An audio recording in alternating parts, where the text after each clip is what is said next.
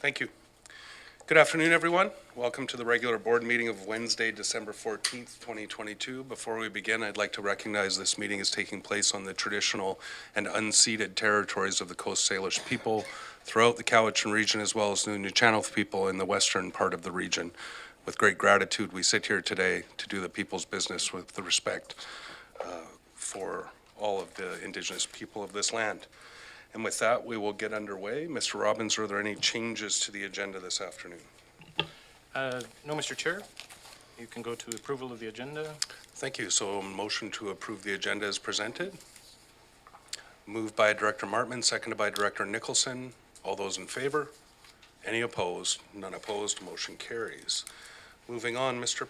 Robbins. Moving to item 2 on your agenda, the adoption of minutes. M1 is the regular board meeting of November 23rd. There is a recommendation that the minutes of the regular board meeting of November 23rd, 2022 be adopted. And if there are no errors or omissions, a motion to adopt those minutes. Moved by Director Acton, seconded by Director Morrison. All those in favor? Any opposed? None opposed. Motion carries. Mr. Robbins. Item M2 is the special board meeting minutes of December 2nd, 2022. The recommendation is that the minutes of the special board meeting of December 2nd, 2022 be adopted. Again, if no errors or omissions, a motion to adopt those minutes. Moved by Director Toporowski, seconded by Director Istish. Seeing none, all those in favor? Any opposed? None opposed. Motion carries. Any business arising, Mr. Robbins? No business arising. So I believe that takes us to public input. So I do know that we may have a number of folks in the gallery today as well as online. Mr. Robbins, what's the best process? Do we wish to start with online and then go to in the building? Certainly.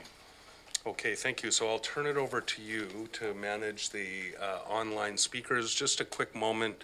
I believe it's 3 minutes per delegate for public input, a maximum of 15 minutes. Under our policy, if we go over the 15 minutes, I'll look to the board to possibly extend that.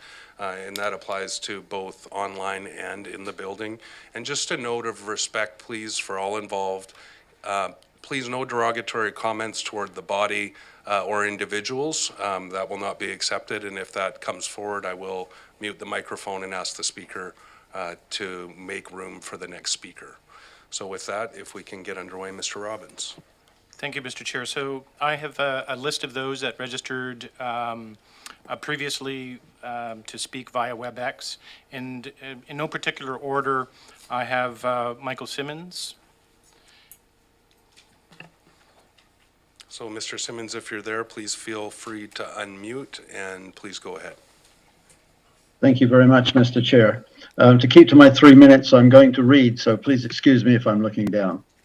I'm Michael Simmons. I'm Vice President of the Saanich Inlet Protection Society, and I live in Brentwood Bay. The mission of our society is to conserve and restore the damaged ecosystems of the Saanich Inlet. Drainage from both the east side, that's the peninsula side, and the western slopes, that's on your side, that's mainly land below the Malahat Drive, are of special concern to us.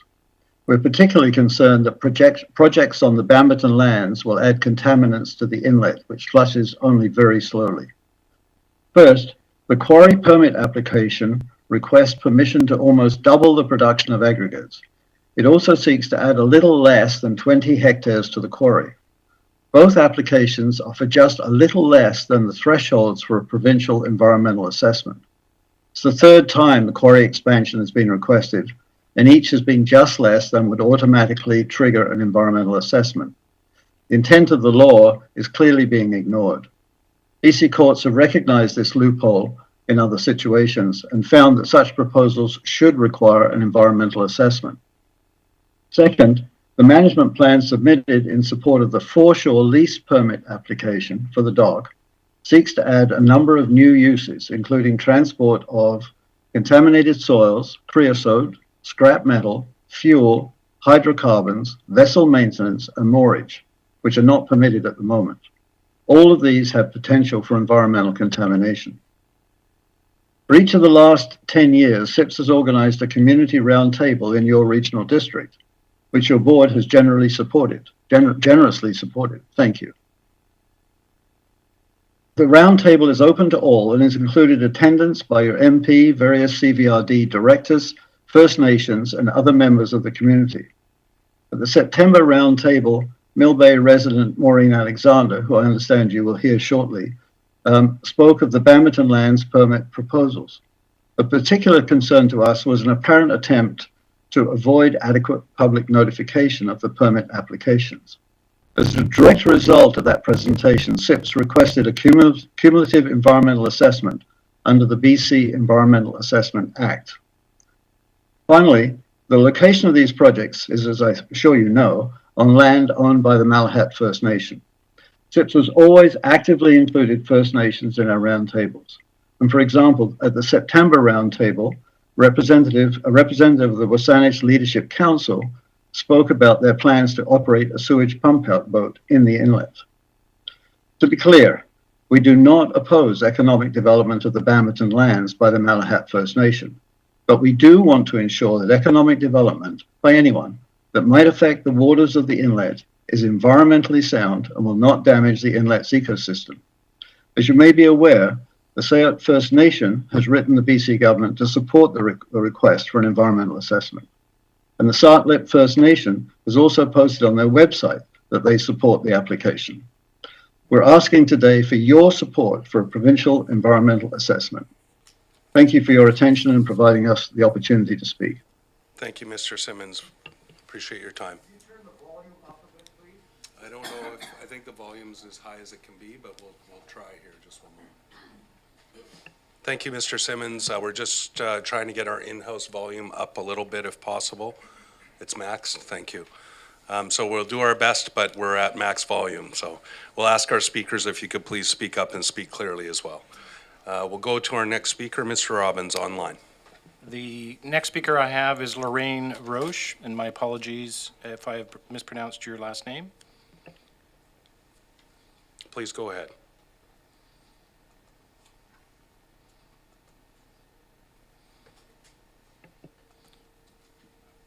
I don't see Lorraine Roche. Next on my list is Eric Falkputz, and again, my apologies for if I've mispronounced your last name. No worries. Thank you very much, Mr. Chairman, and thank you for the opportunity to speak. And I'll be brief. I'm the president of Saanich Inlet Protection Society, and of course, I would confirm what Michael Simmons has said, the vice president. And I would add that right now the Environmental Assessment Office is reviewing the Bamberton development and planned expansion under Section 11 of the Environmental Act. And so right now they're waiting for input from various stakeholders. And there will be time for public engagement that will be coming up shortly. When that is, we're not sure, but it is on the table right now in reviewing those projects. So as Michael mentioned, both the Sault First Nations Band and the Sartlip are asking for an environmental assessment. So that's all I've got to say. Thank you. Thank you, and I'll thank you without butchering your name, but I really want to thank you for your input as well. Thank you. Thank you. Mr. Robbins. I have on the list Lee Hurst.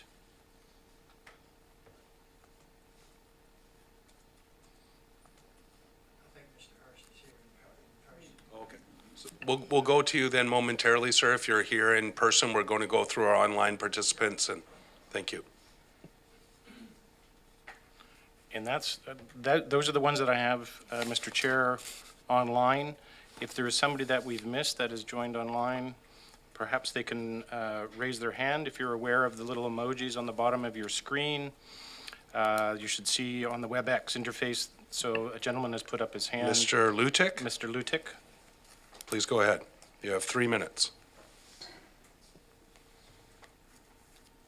Your microphone is muted or not connected. Mr. Lutic? It doesn't show you as muted, but we can't hear you. Sorry, we're still unable to hear you. Still no. Oh, no, we heard something there. Nope. Oh, We there you good? go. Yeah, we can hear you now. Please go ahead. Sorry about that. Thank you very much. Thanks for the opportunity to speak. Sorry I couldn't be at the last meeting. I'm here to discuss the proposed Cowichan Bay fire hall project. I'm the civil engineer on the project, working for Herald Engineering Limited. And I understand there were some concerns that were brought up in the last meeting that I'm hoping to speak to now, and I will stick around. I know this is probably not the time for questions, but I'll stick around for later in the meeting if any questions arise. But I had circulated a letter, or sent it out at least to some of the folks I'm working with, and it was circulated. But for anyone who didn't see that, and just to recap, the two main issues that arose were firstly the concerns over development impacts on post-development runoff in the area.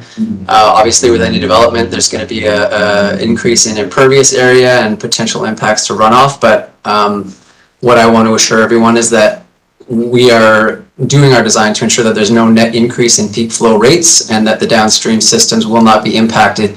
That said, we know there are existing issues with the downstream system.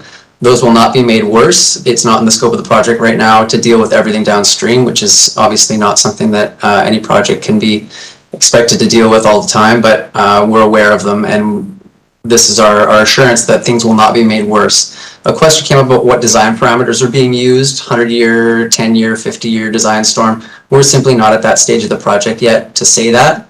So in collaboration with CVRD, we will be deciding what the design criteria need to be, and we will make sure that those are met. There's a lot of redundant stormwater management measures planned right now that will be finalized through detailed design. So that was the first issue. The second was that there was a letter from an adjacent landowner with concerns about drainage from their lot being impacted by this development.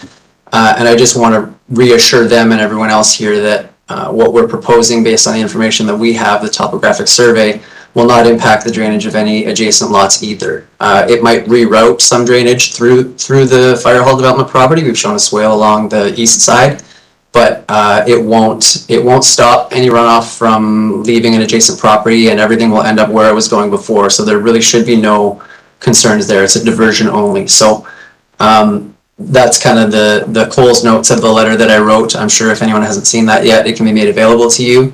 If there are any other questions on this, like I said, I'll stick around to answer those, but I think that should be all for right now. So thanks again for this opportunity to speak. I appreciate it. Thank you very much, Mr. Lutic, and if you do stick around, we'll call on you if necessary. Mr. Robbins, I think I see another person online for public input, Mr. Stokes. Please go ahead. Please go ahead, Mr. Stokes. You have 3 minutes. You just need to unmute, and then we'll get you on your way. There we go. There we go. Thank you very much. Thank The opportunity. I'm here as a 40-plus year resident of Mill Bay, and I'm here to support Michael Simmons and others here speaking about the proposed future development of the Bamberton lands. And just to reinforce the fact that, a 50% expansion or greater of the development here requires an environmental assessment. And the fact that the expansion is requested as 47%, and this has happened time after time, to me is clearly not in the spirit of the law. And, the Saanich Inlet, which is actually one of BC's natural fjords, rather than inlet, but is a very delicate natural resource. The hillside at Bamberton is home to eagles, herons, owls, and obviously the inlet home to orca, other whales, and several species of salmon and other fish. The fact that we can let this go on is unconscionable to me, and I ask that the CVRD join other municipalities in asking the government to protect this environment and to request an environmental assessment of the Bamberton development. Thank you very much. Thank you so much, Mr. Stokes, and we appreciate your input. I don't see any other hands up online, so I think next we'll go to our in-house. And one of our in-house members registered, so maybe if you'd like to take the podium first, just press the button on the microphone and adjust it so it's in your face, so to speak. Sorry, Director Martman. Hello, can you hear me? Pardon me, just one moment. Mr. Director Martman. I'd like to make a motion to extend. We have time, but I'll go to you if our countdown gets close. Please go ahead. Hi, I'm Lee Hurst. I live in Mill Bay. In my youthful days, I was a scuba diver. I spent a lot of hours diving in this area, and particularly in Saanich Inlet, which is a pristine area to dive. I am speaking basically as an adjunct to Maureen Alexander's presentation, which you will hear later. I thought I would be after her, but I'll take the opportunity. I'll only take a few minutes. Maureen will be speaking more generally than I. I'm talking specifically about the foreshore application at Bamberton. And I'm going to quote a lady named Verena Tunnicliffe, who I believe is probably the best living expert on Saanich Inlet. She's a marine biologist. She's had 40 years at UVic, a professor emeritus, PhD, and she has been the Canada Research Chair for Deep Ocean Research. She's a Fellow of the Royal Society of Canada. She has the Order of Canada. And as I said, she's an authority on Saanich Inlet. She's been to the bottom of Saanich Inlet a number of times in a submersible. And she also has been involved in remote vehicles that have surveyed Saanich Inlet. And she's also been involved in the establishment of Venus, which is an observatory on the bottom of Saanich Inlet that is recording information all the time. Now, I think I should actually clarify a fjord. It is a body of water that has very steep sides and is generally quite deep. And it is, Saanich Inlet is the only fjord on the whole west coast of North America that is near a heavily populated area. They say Puget Sound is a fjord, but that's a pretty broad definition for that area because it's very, very large and there are a number of fjords off of Puget Sound. But to put things in perspective, Saanich Inlet is a very unique body of water. And one of the things about it that makes it unique is that it is anorexic. Excuse me. Not anorexic, anoxic. Could be anorexic too, I guess. Which means that the fjord is about 700 feet deep. And about the bottom 400 or 500 feet of that is anoxic, which means that it is deprived of oxygen. And essentially the inlet doesn't flush. There's a sill at the beginning of the inlet up near Mill Bay that is about 200 feet deep that prevents a proper circulation of seawater in and out of the inlet. And it is that aspect of it that makes it unique and it makes it studied by biologists, marine biologists all over the world. I just mentioned that as background. Now, I'm going to read. Sorry, you are actually over the 3 minutes already. Okay. I gave another 30-second buffer, but we're over that 30-second buffer as well. All right, well, I'll just simply say that in leaving, that Serena Tunnicliffe has an eight-page report here, which I have, which is recommending a serious assessment of the applications. Thank you, and I'll invite you to come back after, if we get to the end here, and I have a feeling we're going to get a motion to extend the period. So please stay, and I'll ask you back up. We will give you a second opportunity Thank you very if much. needed. Thank you. Hillary, you know I talk too much. Hello, Mr. Evans. Good afternoon, Mr. Chair. I am Cliff Evans, member of the Sharnigan Basin Society. And I see today that there's a couple of very important things on our delegations, and they both pertain to the environment. This the old board has not funded the Shawnigan Basin Society in 4 years. And we have managed to have the support of communities and a lot of the people to keep that going. But with this COVID, we find it difficult to keep the funding going. And a lot of people seem to think that we are a do-nothing society. And when you look at the delegations, you'll probably see that it's a lot of paperwork in that. But if you get down on the ground and you're actually doing the testing, reporting, and things like this, you get in a different situation. And you had a delegation this morning on mental health, and I tell you, in the field, this can get pretty rough. For instance, we have reported a major contractor dumping construction waste up in our watershed.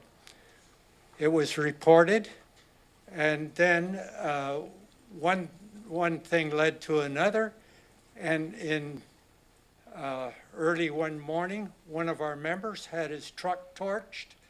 The truck was only about 50 feet from his kid's bedroom, close to propane tanks. And he managed to get the truck away and out of harm. But this is what happens when some of these contractors don't like being caught or don't like being disturbed. There is mental pressure there. And believe me, when you're out in the field investigating these things, you're liable to have a fist in front of your face and saying, "What's your name?" And you've got to stay pretty cool to go through this. But to not be supported by the CVRD in our funding for our bylaw 3737 or funding article 488, it's pretty tough to take this. So I would like to see this board, this new board,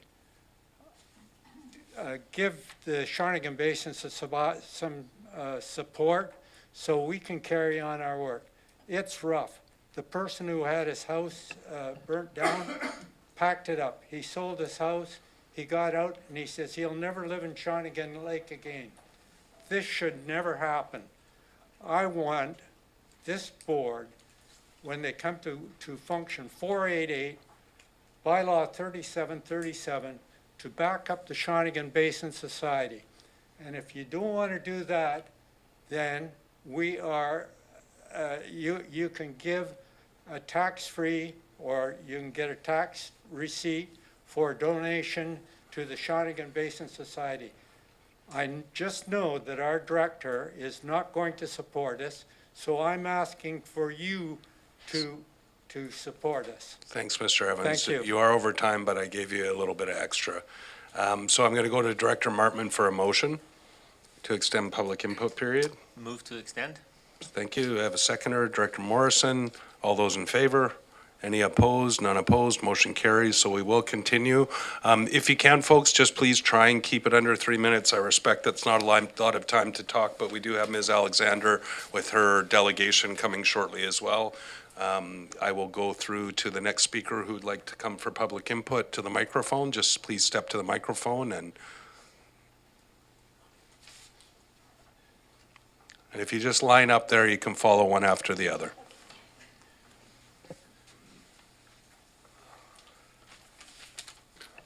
Welcome. Good afternoon, Mr. Chair, members. Thanks for indulging me for a couple of minutes here. This is with regard to the Bamberton operations. And I'd just like to say, I don't think it's a question of yes or no.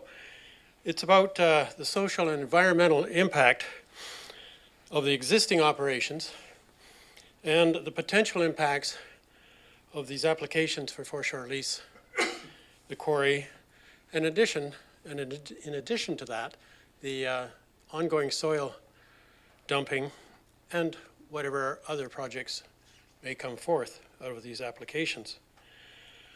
What we really need here, and this is vital, is effective guidelines, effective monitoring, and effective controls. The Malahat Investment Corporation and its contractors should not be unnecessarily hindered. However, the Bamberton projects should not operate at risk to the cooperative relations within the Saanich Inlet community and at the risk of the environment. The Central Saanich Council, as one example, has expressed its concerns, and as our representative, I ask this board to respond to our concerns. Ultimately, I believe we all in the community want harmony in our social, environmental, and economic goals. So with that, I wish you all a Merry Christmas and all success in the new year. Well, thank you very much. Thanks for the pointing out my Christmas sweater. I think I was duped today. I heard a rumor about ugly Christmas sweaters, and I showed up with one, and nobody else did. Director Acton had one, but she took it off. Thank you. Yes, hello. Sorry, Director Martman? Just a point of clarification, I didn't catch the name of the last speaker. Sorry, sir, we didn't, I don't think, I don't know if it was a requirement under our policy, but, sorry. Sorry. Okay. That's Ken Hart-Robey. Thank you, Ken. Please go ahead. Okay, my name's Mia Hutchinson, and I am actually from across the way where I see the Bamberton mine being operated as it is now. And so over the past 8 months, I have watched as this almost daily dust that they produce has been spread down the inlet, both directions and above the quarry, and is falling into the water. And there was usually about 4 fairly bright floodlights on over there at that time. However, beginning in October, around early to mid-October, 13 floodlights and more have been operating there. And I'm mentioning this because I realize that a lot of people on this side don't see that. They don't know what's going on. They haven't seen the destruction of the hillside. So the noise being generated by the machinery is substantial. Crushing, conveying gravel, truck noise with high-pitched beeping is constant in the daytime, and then intermittent blasting, which we feel in the floor of our house. And then this occurs as early as 6 a.m. in the morning and goes on until 6 a.m. at night. Now, that was in spring and summer. However, since October, the 13 floodlights plus the work is now increased and can sometimes be up to 24 hours a day. I discovered that recently when I woke up at 1 a.m., then at 3:30 a.m. and at 5:30, when the lights were still going and the little red flashing lights from the vehicles were running up and down the hill. We know that these applications are pending. We know a little bit about that, and I'm sure Maureen Alexander is going to give you much more information, so I won't go into that. But I believe what they're doing is using a loophole in a 100-year-old law that should not exist to continue to put in these applications for just under the 50% increase, and that is doesn't seem reasonable in this day and age. We have, 100 years ago here, this was a very remote wilderness area, and the mining that went on there was at a much slower pace and a much smaller amount. Now they have a lot more equipment and bigger processes to mine, and it's just, to me, it's just incredible that in this day and age when we know how much damage is being done could, to the inlet, and this is a very rare kind of ecosystem, that it could be justified that this would be allowed to continue without an environmental assessment. So this is why I'm here, to ask you to request an environmental assessment. Thank you. Thank you very much.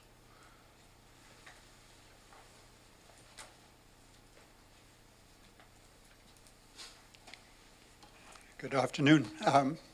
My name is David Towner. I live on 1739 Sandy Beach Road, which is right on the water. So I'm in close proximity to Bamberton and the site where this activity is going on. I think I want to just reinforce the point about control of activities on this particular site. The board knows the problems that have occurred over a number of years due to illegal dumping, and in the Shawnigan Lake area in particular.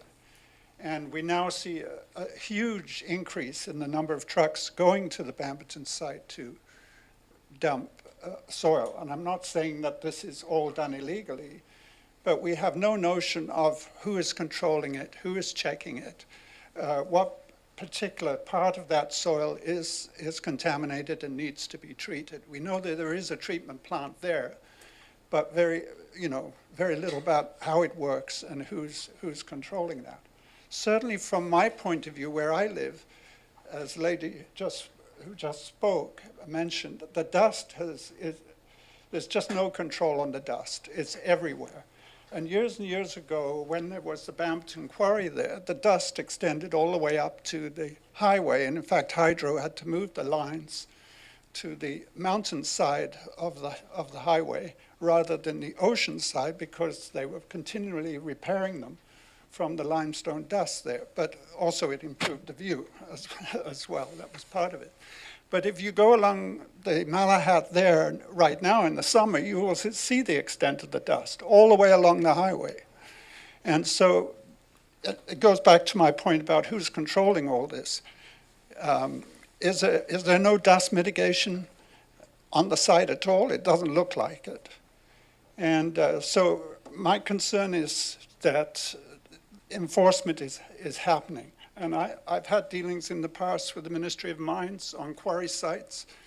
And maybe it was staffing issues or whatever at that point of time, but there was very little control and continuous problems.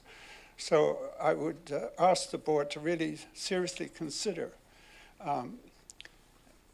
getting this information out to the public, because there's a lot of unclear, a lot of us are very unclear about what's going on. And we wouldn't have known about this had people such as Maureen Alexander found out about it and let us know.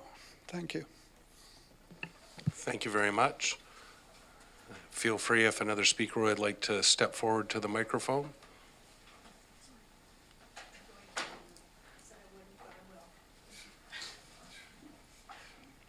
Do I have to press a button? No, the light's on, but just maybe pull the microphone down so that these are fairly directional, so please go ahead. Okay, so I don't see my dad online here, so I can speak. My name is Kim Harrison, and I grew up in Mill Bay and swam in the Saanich Inlet pretty much every day of my life until I moved to Vancouver for a decade and then came back here. Speaking about the dust in the area, when I was a kid, the Malahat there by the rock cut viewpoint was often covered in cement dust and looked like it snowed, and and that's something that we just lived with until the plant shut down. I hadn't been to Victoria for a number of years. Went down there recently, and there was more dust than I'd seen before when the cement plant was actually running, and I could not believe that that is actually allowed to happen in this day and age. Also, every other development application involving the Bamberton lands was subject to an environmental impact study, extensive environmental impact studies, starting with the Paul Butterfield ferrochromium plant. The public was allowed input on that. Another one I remember in the 90s was a housing development that divided the community completely and almost irreparably, I think. That got turned down, but did require the environmental impact study. And then there was 3 Point Properties, who had an awful lot of public input and did many, many open houses and many public hearings. They were required to, at public request, protect that forest that has been logged now, that apparently was deemed sacred forest. It had endangered species of plants and insects, was home to many raptors, which are protected in BC. And that was at everybody's request, and now that is all gone, and nobody had any input into any of that. That site was decontaminated by 3 Point Properties at their expense. They did a lot of good. They were going to work with, they were working with the Malahat Band, that they would benefit from that location.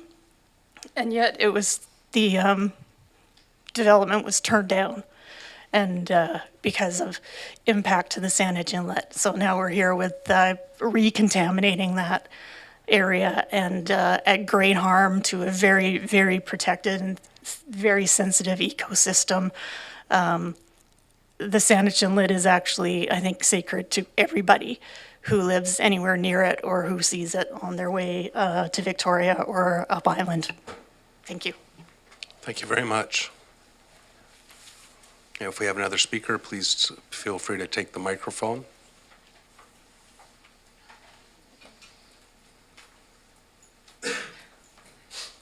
Hi, my name is Vida Glazer. I'm also a resident. I live next to David Towner and Ken Hart. Here by coincidence, we didn't team up on this. Regarding the Bamberton application, or the Malahat application for the marine foreshore lease and the quarry expansion, I just wanted to give you a short bit of what the impacts I feel are. I'm opposed to the expansion. I'd like to highlight what Ken Hart mentioned, that there is a serious need for surveillance and monitoring. Also, what David Towner mentioned, a very strong need for controls, because the substances that they bring in, I believe, are unmonitored. I met a trucker once who said they were hauling in toxic waste from the CRD to the CVRD to dump the CRD toxic waste onto our lands here. So that was some time ago. I don't know if it's still occurring or not, but it may not have been monitored at that time. That was before the expansion application. And a recent example, 2 evenings ago, 11:30 at night, there's a large tugboat hauling a very large barge. The noise of the engines were probably going on for half an hour at 11:30 at night. It's disturbing to anyone who lives along the inlet. And any daylight or nighttime when these barges are traveling with a tugboat, there's no chance they'll be looking for blows from whales or seeing whales, and there's no possible way they could ever stop to avoid injuring or hurting any marine life, as you've seen recently on the news, does occur. And we have plenty of wildlife in the inlet that we would like to keep safe, along with the environment, of course. Thanks a lot. Again, it's Vida Glazer. Thanks. Thank you very much. If we have another speaker, I believe that we are down to about maybe one more speaker on an extended time, but we'd take another speaker, and if there are subsequent ones, we can look at another extension. If I'm seeing none, we'll move along on our agenda, and I believe next in our agenda will be Ms. Alexander with her delegation. Is that correct, Mr. Robbins? Just checking online. I see no other hands raised there either, so we will. That's correct. Move forward to Ms. Maureen Alexander, Sandwich Inlet Protection Society, regarding the proposed expansion of the Bamberton Quarry and foreshore.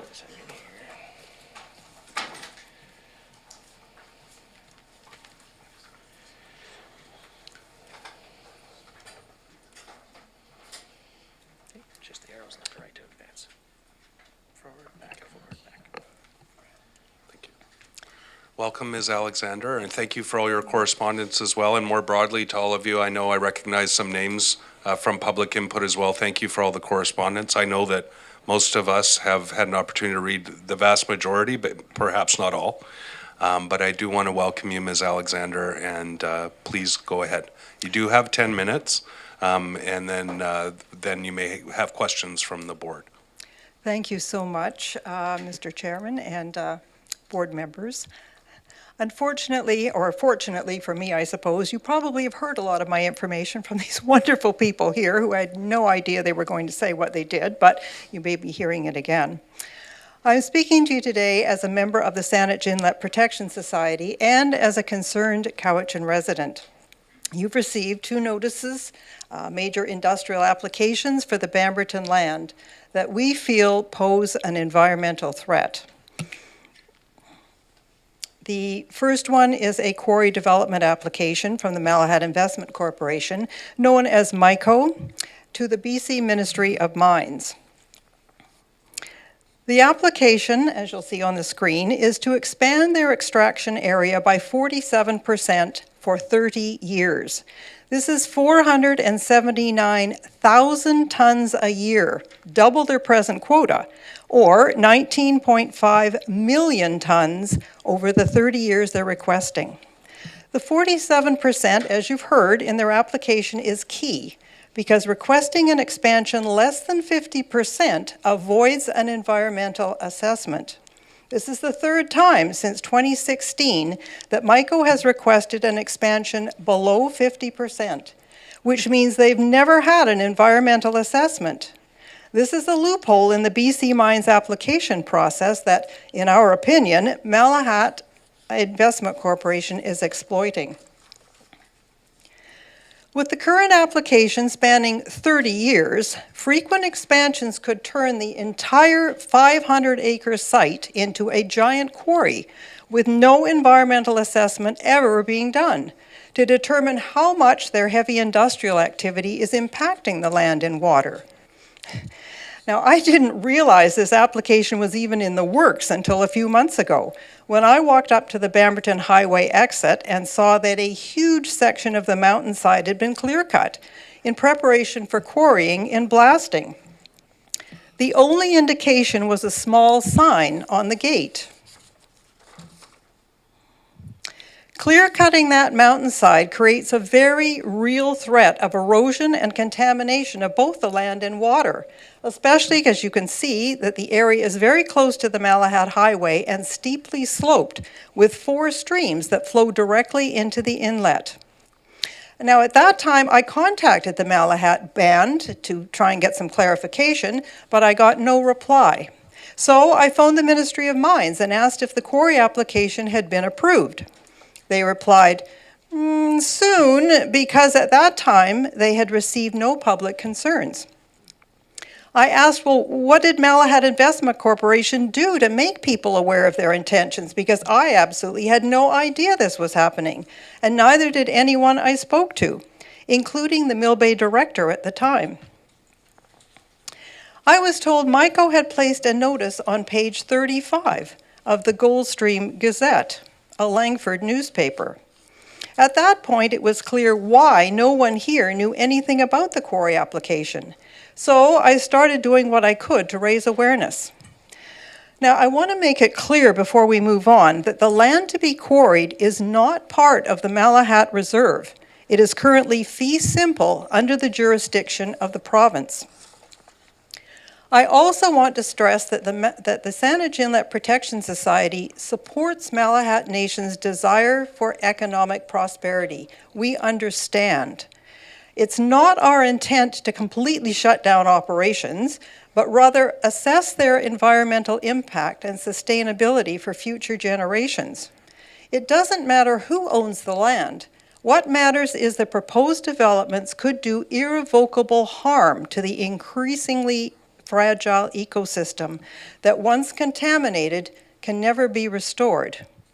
This is because Saanich Inlet, and I quote, is a unique, deep glacial fjord separated from adjacent waters by a shallow sill that restricts water inflow. What that means is that contamination remains for decades. With that in mind, let's move on to the second application. Whoops.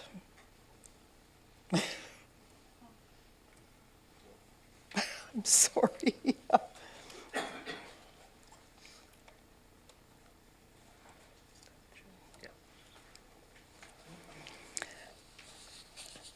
The foreshore application is currently being reviewed by the Forestry Ministry.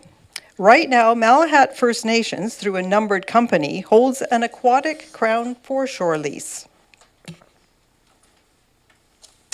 This application is not only to renew that lease, but expand the current leased area over 100 meters into the inlet, spanning 40 more acres of ocean for 30 years.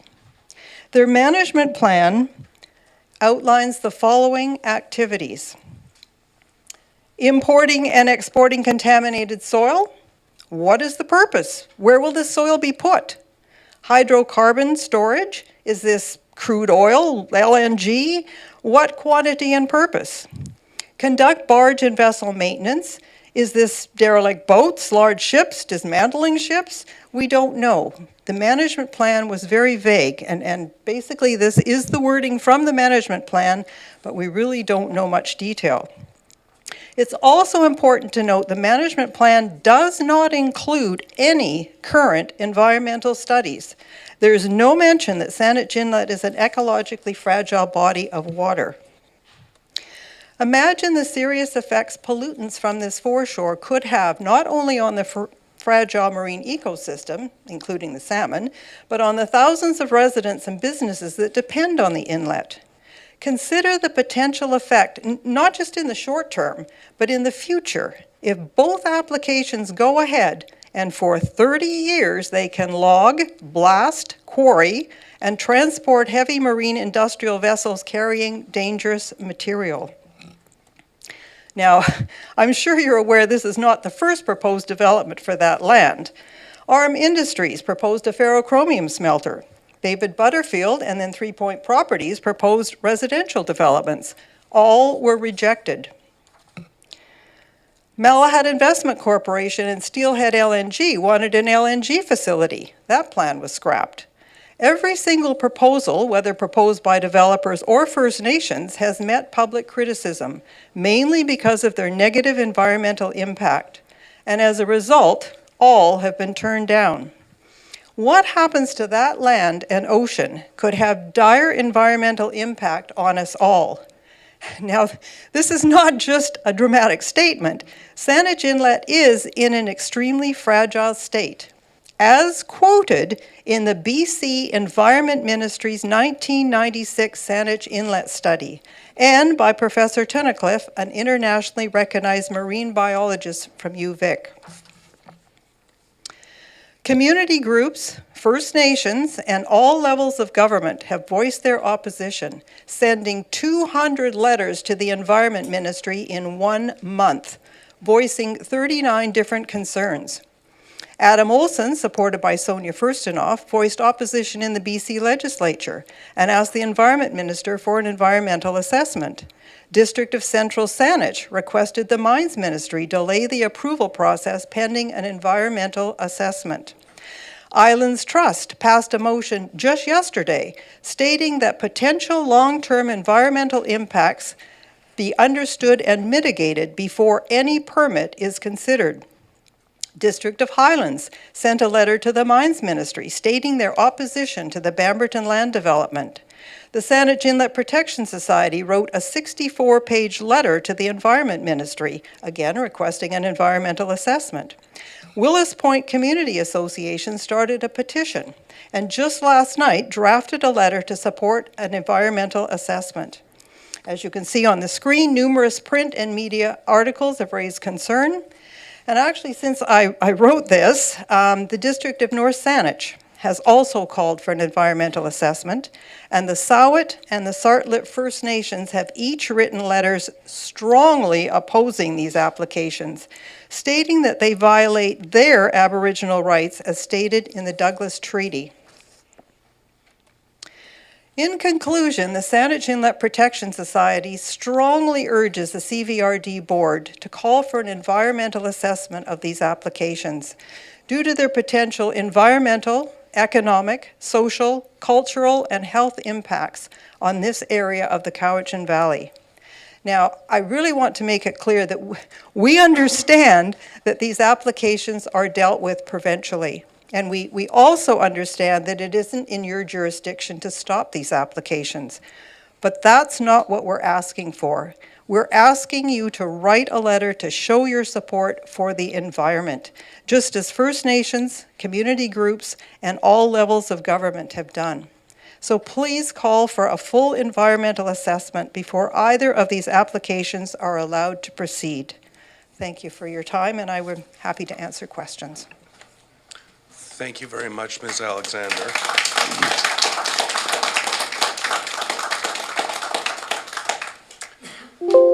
And with that, I would go to the board if you have any questions or comments at this time. So for clarity, and just so those in the gallery and at home understand, we do have a policy that motions are not made directly from a delegation. So that wouldn't be forthcoming at this point. We do also have your letter and your correspondence as our next item on the agenda, and I'll be prepared to speak to that when we get to it. But I just want to ask again if anyone on the board would like to make any comment or question. I see Director Wilson. Yeah, thank you, Mr. Chair. Mr. Alexander? Yeah, thank you for your presentation there. There was mentioned by one of the other people as well about the Venus Array. Yes. Can you expand on that, just for the board members? If you can expand on what the Venus Array is? Well, it's an acronym that stands for Victoria Experimental Network Under the Sea. And it is actually the first subsea research system in the world. It was located at the bottom of Saanich Inlet in 2006, and it's operated by Oceans Networks Canada and, of course, the University of Victoria. And you heard that Dr. Tunnicliffe was instrumental in locating that. So it measures temperature, salinity, water pressure, all of that sort of thing remotely. So marine biologists can sit at their computers in their office, and all of the information is forthcoming from that Venus network.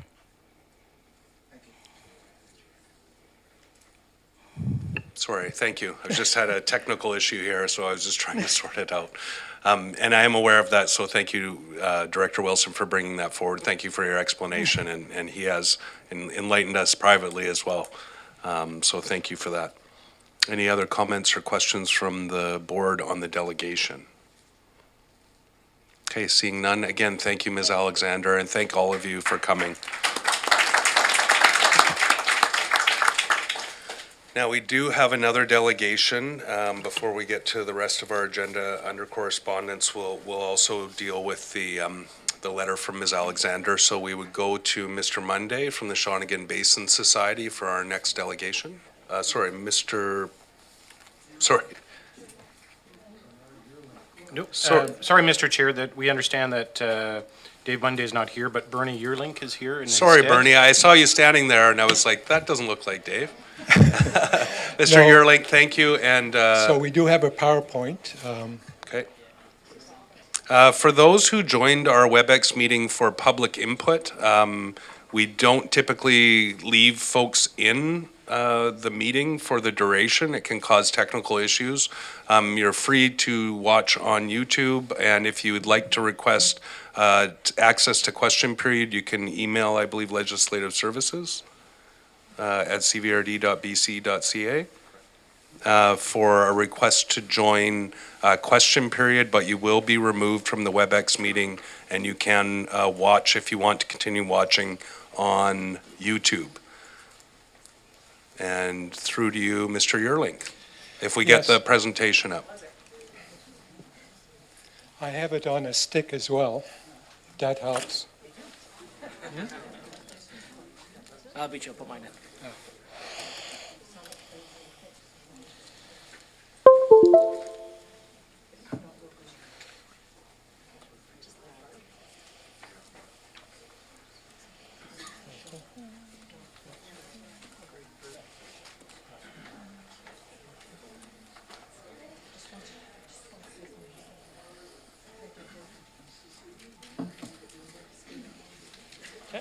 And I use, Right to go forward, left to go back. okay, Or you can click on that forward one, either works. okay.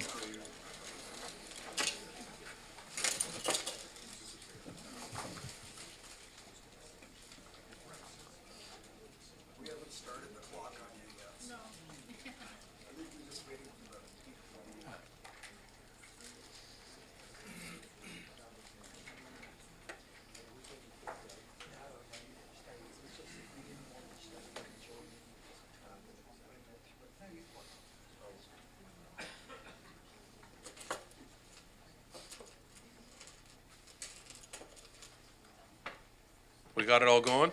Yeah. Okay. Welcome, Mr. Yearlink and Shawnigan Basin Society. Please go ahead. You do have 10 minutes, and then, of course, over to the board for any questions or comments. Thank you, Mr. Chair and directors. It's not responding.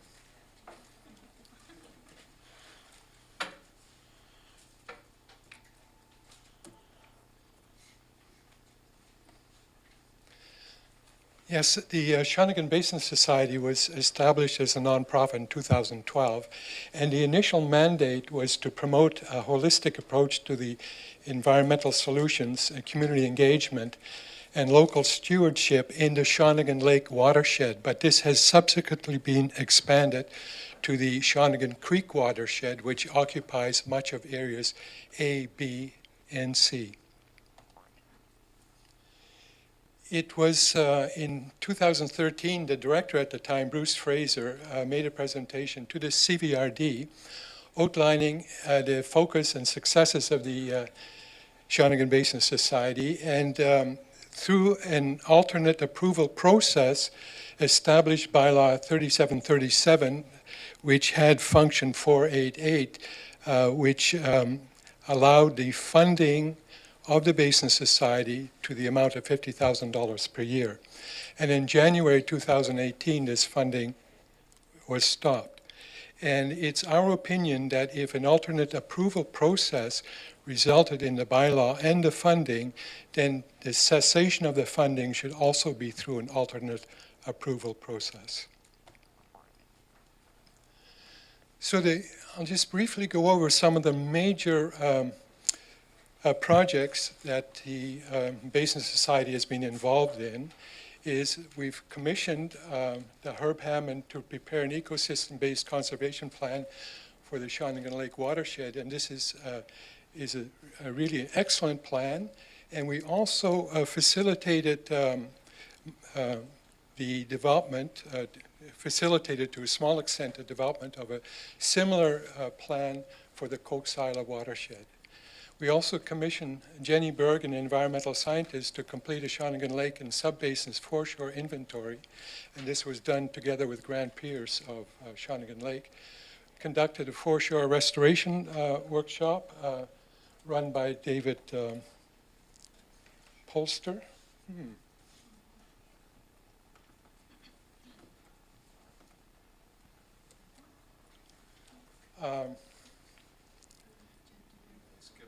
Skipped one, yeah.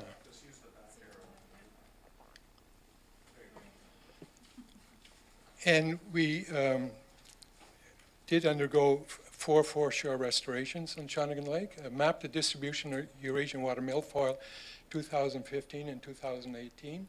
We evaluated the efficacy of an oxygen nanobubbler system that many residents in the lake were purchasing to get rid of Eurasian water milfoil. And our studies concluded that this system had no effect on milfoil growth, thereby saving many of the residents of the lake a lot of money. It's Shawnigan Basin Society is currently comparing a system of suction removal of milfoil in cold and warm water before designing removal from the whole lake. And we have an application in before the Eco Action Community Fund for this. We've examined the water quality in Shawnigan Lake and Shawnigan Creek, prepared reports, which are on our website and submitted to the CVRD.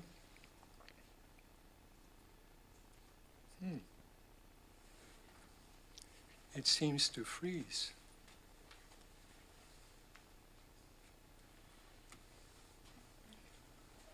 And we prepared a drinking and watershed protection program for the CVRD, and we have included recommendations for future sampling of the lake and the creek. And we've updated foreshore inventory, or updating a foreshore inventory of the lake, which will be completed in the coming year. And we've responded to residents' concerns about watershed issues. And as an example, residents in the Gold Stream area were really concerned about a number of soil dump sites and how it affected the water supply. And we arranged for collecting water samples from their wells, and we sent it off to ALS and analyzed the results, and putting some residents' minds at ease, and in other residents it resulted in concerns. We've monitored and reported illegal soil, garbage, and hydrovac truck dumping, and that's an example that Cliff Evans referred to earlier.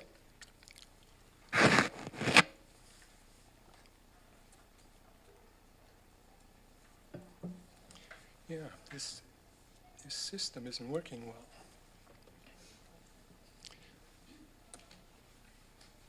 In addition, we've been monitoring known contaminated soil sites, and incidentally, it was the push from the Shawnigan Basin Society that was a major factor in the CVRD developing a soil deposit bylaw, and a further push in developing modifications to that bylaw.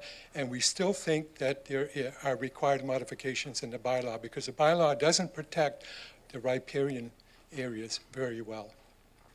We've reviewed and critiqued Crown woodlot management plans, and we've hiked the proposed cut blocks, and we sent in critiques to the ministry. We worked with students from the Shawnigan Lake School and other local secondary schools. We've monitored CVRD development and rezoning permit applications, and then reporting our thoughts on these to the CVRD. We made the CVRD aware of problems to fish of accumulated debris in Shawnigan Creek. We've attended solid waste and water management meetings at the CVRD, and we've been supporting students. The example here is a graduate student whose thesis actually was looking at changes in the foreshore of Shawnigan Lake over a 30-year period. But we are also engaging with a number of high school teachers, as well as the Cowichan Naturalist Society, and are planning to involve students in doing an ecosystem mapping of the CVRD parks. So Director Nicholson, in a meeting earlier in the year, suggested that we should have a mapping of the ecosystems of parks, and so this is on the books. Oh. So we need restoration of Function 488 funding, and recognizing especially that Area B is unique with the amount of soil deposit sites. And we've proven we can do excellent work, and both work requested by citizens as well as by the CVRD. We have responded to many, many different residents on issues and addressed them, I think, effectively. At the moment, we are just barely holding our head above water, and we are spending an awful lot of our time fundraising. So why do we need funds? Well, we need an office and an administrative assistant. So the office uses include storing field sampling equipment, labeling and sorting water quality samples, setup of a computer donated, which is needed by the administrator. And incidentally, this morning I got a phone call from a resident saying that they had a 27-inch 2015 Mac computer that they would like to donate to the society. So we do have interest from the residents. We need space and continuity for an administrator. We need a place for space for maps and watershed information documents. We need a space where the public can come in and interact with the SBS directors and the administrative assistant. And we also provide our office space to community groups.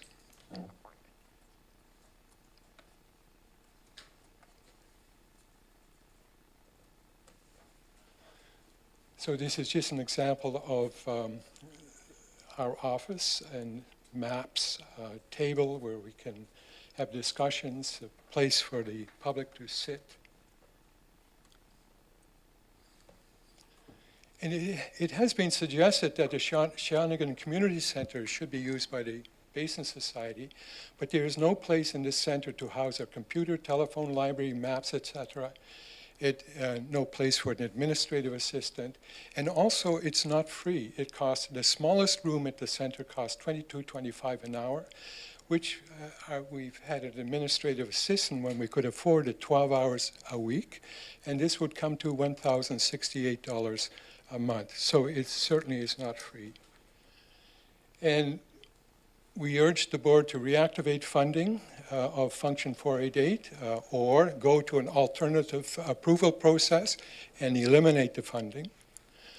It will give us more time to the job. For example, monitoring water quality in the Shawnigan Creek watershed. It reduces the energy currently expended on bottle drives or goods drives. For example, this is for sale in our center. It will provide more time for writing grant proposals for funding specific projects, and funding Function 488 will also give us matching monies that are required by many funding agencies. So for an example, the Eco Action Community Fund that we've applied to, we need 50% matching. And this matching can be in kind, volunteer activity, but also monies. Thank you for your attention. Thank you, Mr. Yerlink.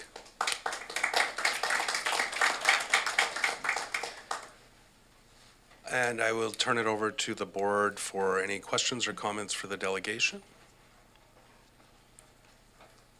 Director Wilson. I think I must be the only one that's talking in here today.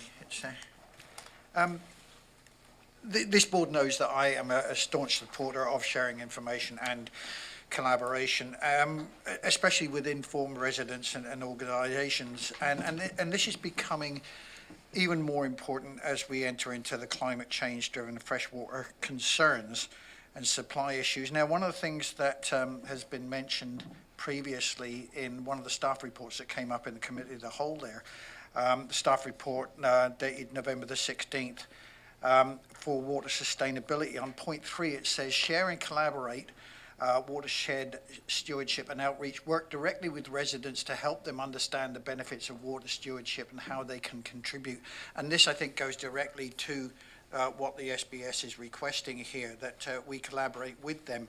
I am quite in favor of inviting people like and organizations such as this, and I'm trying to find a question to ask you, and I can't find one, so I thought I'd...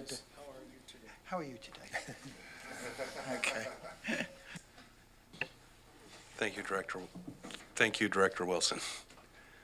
Any other comments or questions for Mr. Yerlink? So we would usually give you your applause now, but you got it early. But I do want to thank you for you and to the Shawnigan Basin Society for all your work, and we'll have further conversations and deliberations through budget. Thank you. Thank you. Thank you.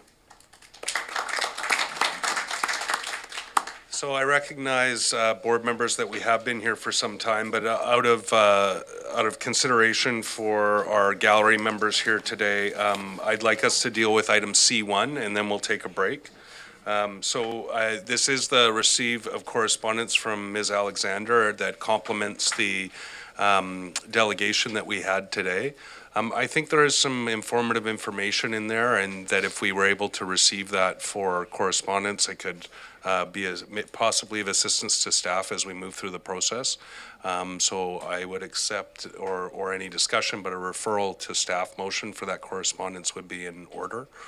Moved by Director McGonigal, seconded by Director Nicholson. All those in favor? Any opposed? None opposed. And just before we recess, I think it's important that we make a statement to all of those that are so interested, as we are in the concerns around Saanich Inlet and the Bamberton project. There are some key differences that impact the CVRD, unlike our neighboring local governments, and we're always thankful for input from our citizens and our colleagues in local government, as well as other citizen science groups, et cetera. And we're thankful for the sharing of the concerns, and many of which that are shared broadly within our communities and around the inlet and the region. Other jurisdictions may not have and do not have the same legislative responsibility in regards to this application as the CVRD may, or the reconciliation concerns regarding this application.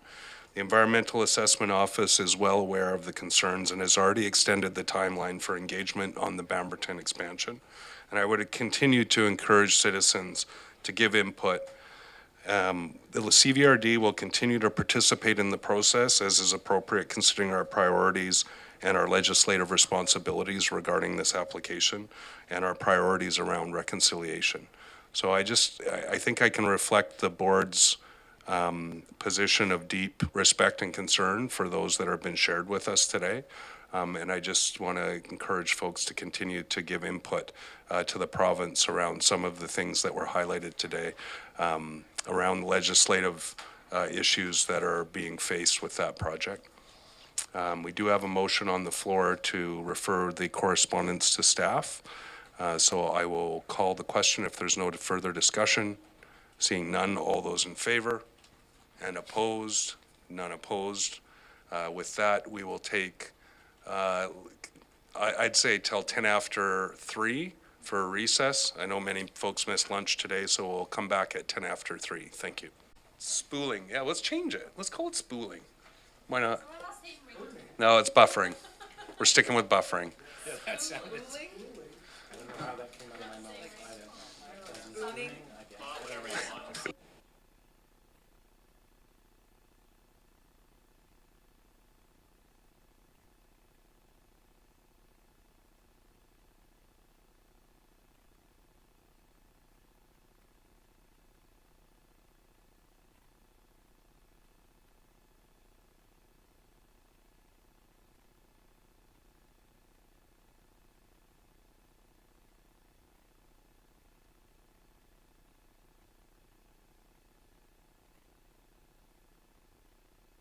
Sorry, before we resume board, who's chair of Cowichan Community Center Commission? Should be somebody in this room. Oh, is there a representative on the commission in this room? Okay, so, but he's not our CVRD appointment. You are? Oh. No.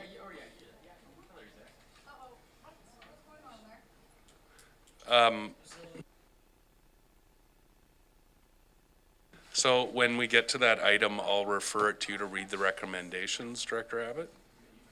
So that'll be CR2.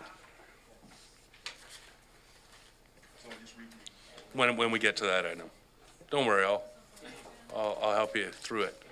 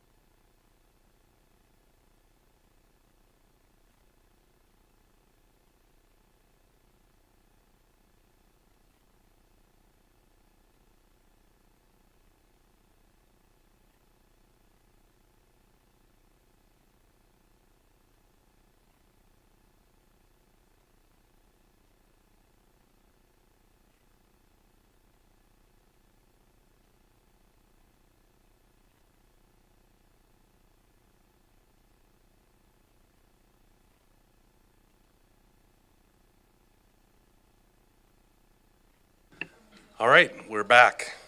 I'd like to start spinning my chair around when I say that, but for now. That takes us to, I believe we're on committee and commission reports. Mr. Robbins. That's right, Mr. Chair. Section 9, Committee Commission Reports. The first one is CR1. It's a report and recommendations to the Committee of the Whole meeting of November 23rd, 2022. There are 3 recommendations. Over to you, Director Morrison. Thank you, Mr. Chair. These were published in the agenda in advance. I don't know that we need to read each of these. They were from our meeting, as Mr. Robbins said, of November 23rd. Would anyone like any of them pulled?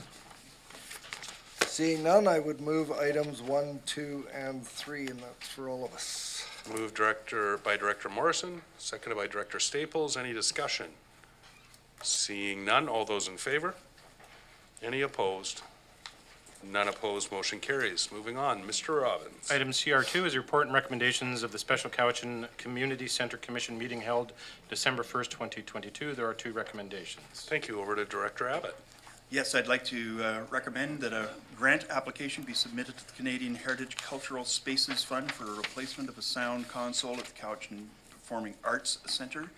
And secondly, that the emergency purchase of a lighting console for $70,000 for the Capital Improvement Fund for Function 426, Cowichan Performing Arts Center be approved. We move those items. Moved by Director Abbott, seconded by Director Istish. Any discussion? Seeing none, all those in favor? Any opposed? None opposed, motion carries.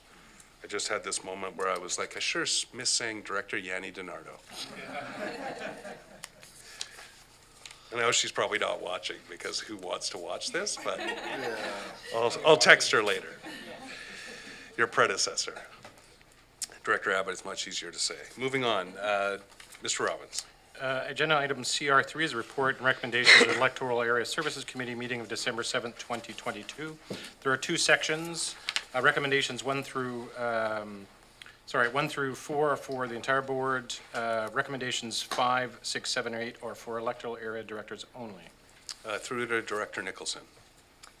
Thank you. The committee recommends that the correspondence from Association of Vancouver Island and Coastal Communities about the call for nominations and resolutions be brought back for discussion in January 2023. 2, that short-term upgrades to the wastewater treatment plant odor control system be completed within existing budget and a further odor assessment be completed. That was with respect to Bald Mountain. Bald. I always get Baldy Mountain and Bald Mountain confused.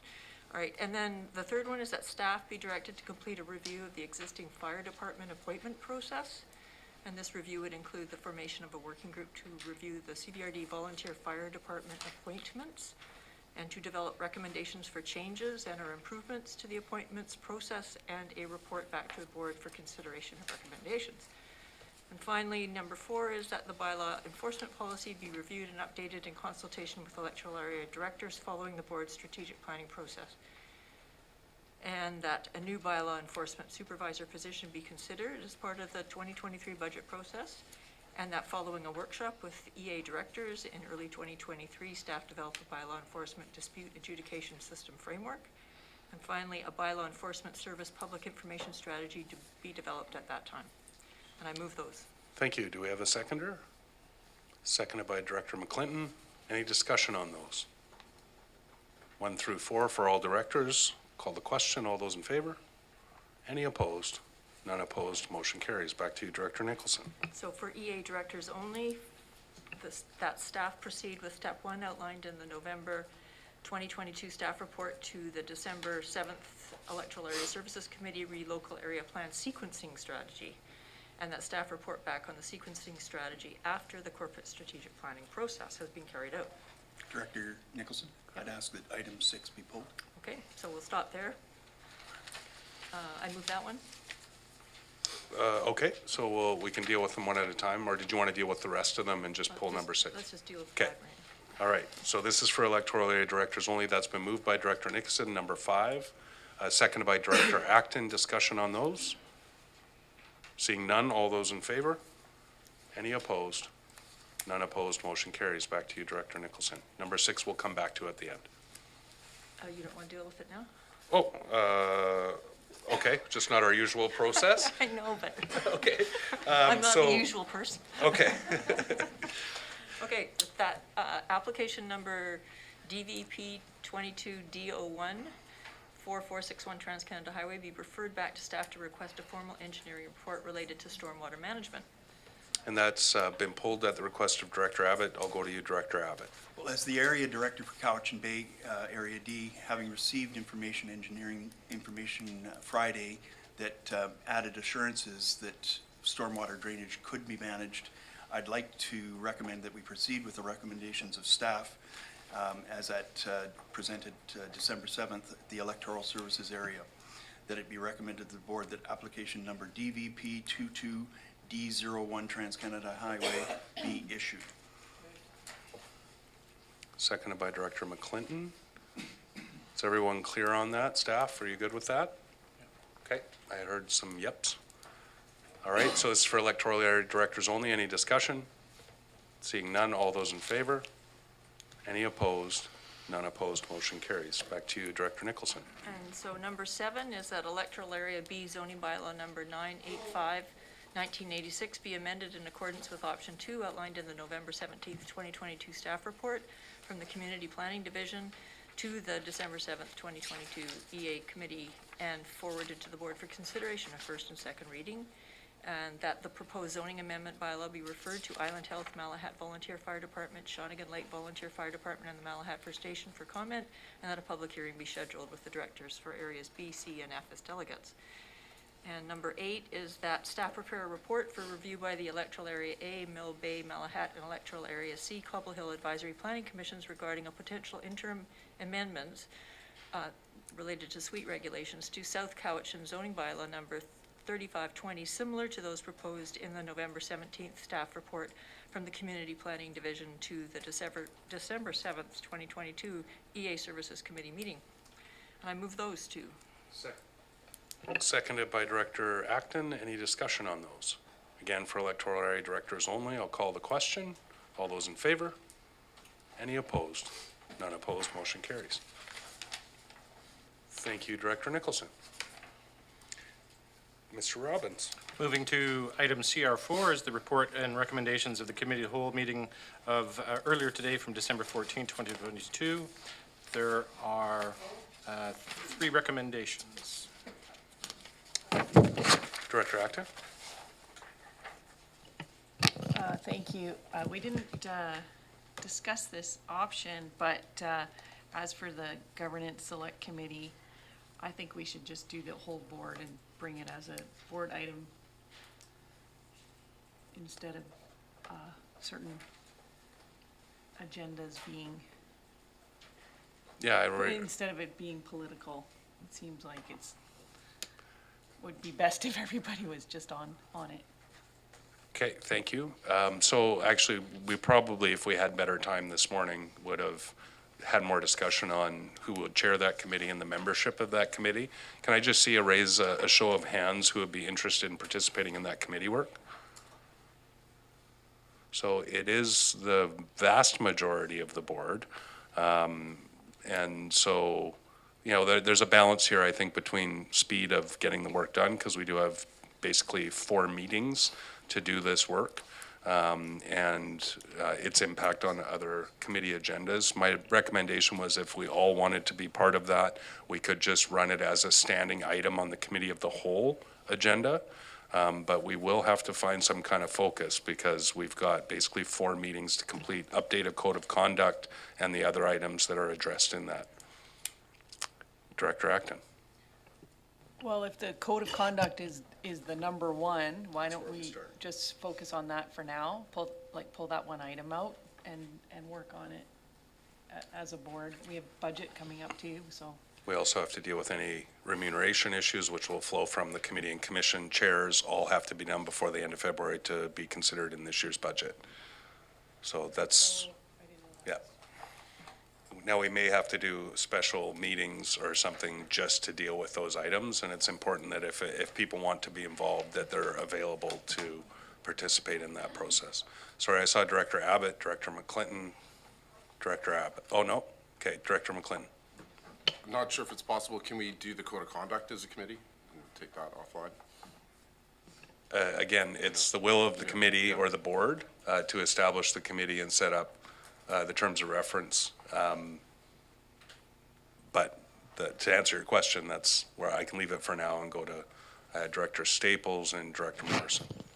You had said 7 or 9 earlier, I believe. Yeah, I thought that was a good number that would represent that was my suggestion, but it's always the will of the board, so. Can we just do another quick count of how many people were interested? Okay, again, if you want to participate in that committee, raise your hand. So 1, 2, 3, 4, 5, 6, 7, 8, 9, including the chair. So that would be 9 then. Okay. So Are we okay with that? So raise your hands again so Mr. Robbins can take them down. Or if we pause the video, can you? So we've got Directors McClinton, Segal, Wilson, McGonigal. I guess I'll put my hand up. Okay, and then we got an odd number, so maybe I'll step out of that committee. So, sorry, who did we have? I don't know when to tell people to put their hands down. I was reading their names out.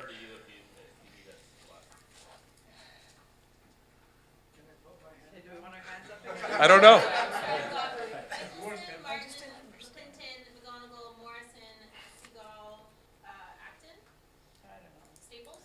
Yeah, Staples. Anyone else?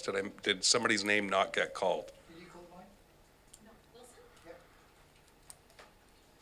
How about the people who don't want me? Well, we're about 50-50 right now. And Director Stone as well. So what have we got there for numbers? 9.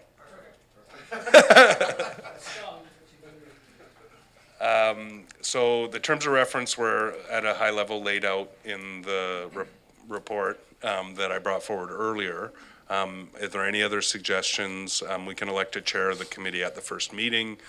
We would try, and I'll work with the vice chair and staff to schedule it ideally on our regular meeting days, perhaps before. But again, I'll consult with everybody involved to see when we can make the timing work.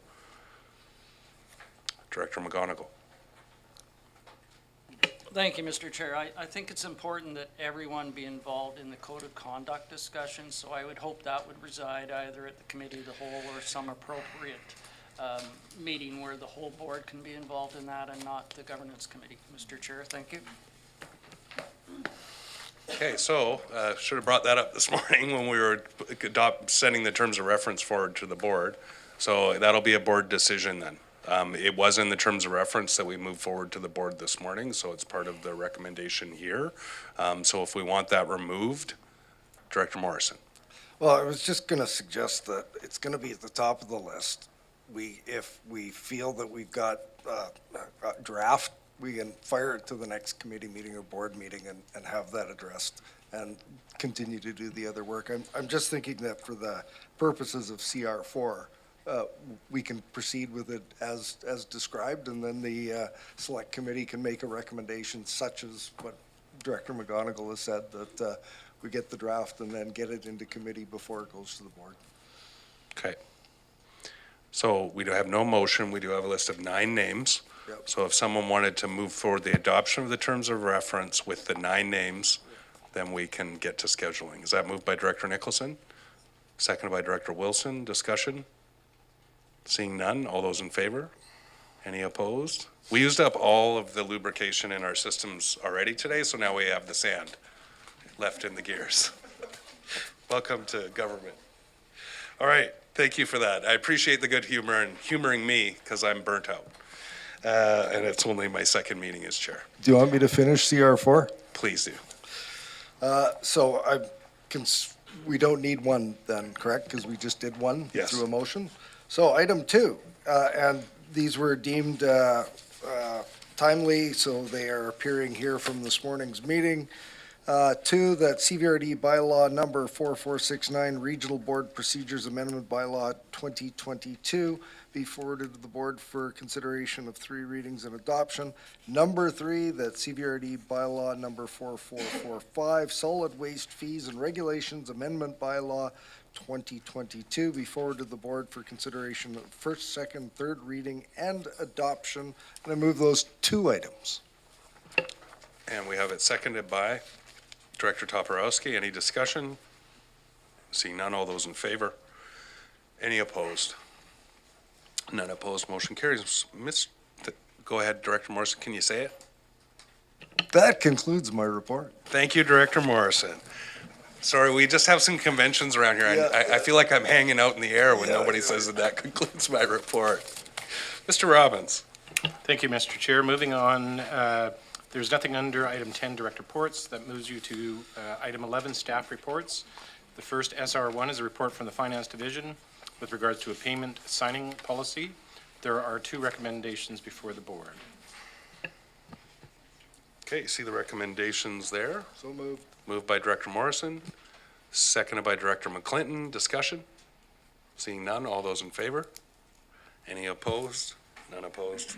Motion carries. Mr. Robbins. Staff report SR2, the report from the Finance Division with regards to the capital progress report is for board's information. Any discussion? Director Nicholson, go ahead. I would like more information next time a report like this is put together, because there are, it's sort of a snapshot in time, but I think it's useful to know how long things have been in the hopper, and yeah, because there's quite a variation of things that haven't even started towards things that are having problems, towards things that some progress is being made, and it's hard to put it in context. Thanks. Thank you. And if staff can hear that feedback, or be prepared to at least speak to the highlights and, okay, thank you. Any other discussion on that information item? Seeing none, Mr. Robbins. Thank you, Mr. Chair. SR3 is a report from the Corporate Officer Legislative Service Division with regards to the 2023 Board Standing Committee meeting schedule. And there's a recommendation, excuse me, before the board. This is a statutory requirement to set and approve your board and committee schedule for 2023. Thank you. You see the report there. The calendars are available. Director Acton. Well, I thought we were gonna, maybe we missed it, or I missed it. We were gonna discuss at Electoral Area Services, possible time change for meetings, considering that we have a slightly more diverse board this time around with people with children, and just the timing of our meetings. Sorry, I think that's in the report. We didn't, Mr. Chair, yes, we did reference that there was discussion, that there was an interest in changing but what has then been traditionally. what's gonna happen if we adopt this now? If EAS makes a recommendation to the board, we can make that change. Mr. Robbins. Yes, we could make that change, yes. Either you can consider it right at the moment, or if you want to pass this, we can bring this back after further discussion if you're wanting to make those changes. Okay, thank you, Director McClinton.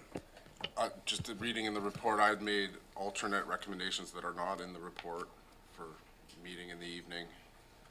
I think so. I just want to make sure there's time to discuss that. Okay, well, we can discuss it now because this would be the appropriate time. So, go ahead. It's my opinion that, you know, we're here doing people's work. We should be at least providing some of our time where people can, working folk can come and attend and sit in. You know, 9:30 a.m., you know, doesn't speak to that. I'm not saying that some of those meetings couldn't be done at that time, but, you know, we're here one day a week. I think that we should be making efforts to be in front of the people, especially coming out of COVID. So that's where I was coming from. So is your suggestion kind of move, previously up until, I think, was it 2 years ago or 1 year ago? Up until COVID, we had a 9:30, committee, and then 1:30 board, and then we had, I think it was a 1:30 committee, and then a 5:30 board, 6:30 board. we can't go much later than that on committee, or else we get into midnight meetings, because as you see today, this will be an 9-hour day possibly. So is that a suggestion that? Yes, that would fall in line with what I was thinking. Okay, thank you. Open it up to the floor. Any other thoughts? Director Staples. If we did that, I would rather go to 5:30 than 6:30 start, though. I think 6:30 is too late at night if we did go back to the old schedule. But the old schedule, I thought, worked well to provide balance for all of us, or most of us at least, and then also for public engagement. Thank you. I'll go around the table and then give my thoughts. I have Director Abbott and Director Morrison. From the older directors, maybe a little clarity on what the schedule looked like. I felt going into this, and I've planned my other day job around knowing that I'm busy every Wednesday, busy every Tuesday, getting ready for Wednesday, and 2 days I give to another employer. I kind of need some continuity. Yeah, I can explain it to you. Okay. So basically one Wednesday, the first one was 9:30 and 1:30, like it is now. And the other one was, I believe, 1:30 and 6:30, Director Staples, on the same Wednesday. But instead of starting in the morning, we start in the afternoon so that the board could be held in the evening. So it wouldn't change the days, but it would just change that on that second Wednesday of the month, it would be a later day. So you'd have your morning free, come in, we get settled for 1:30 committee. And that, to be fair, that did give time if we had another committee to schedule it for, say, 11, do some committee work, have lunch, and so on. Okay? Is that clear for everyone? Director Morrison. Yeah, I'm completely supportive of that notion, whether, whether it be 6 or 6:30.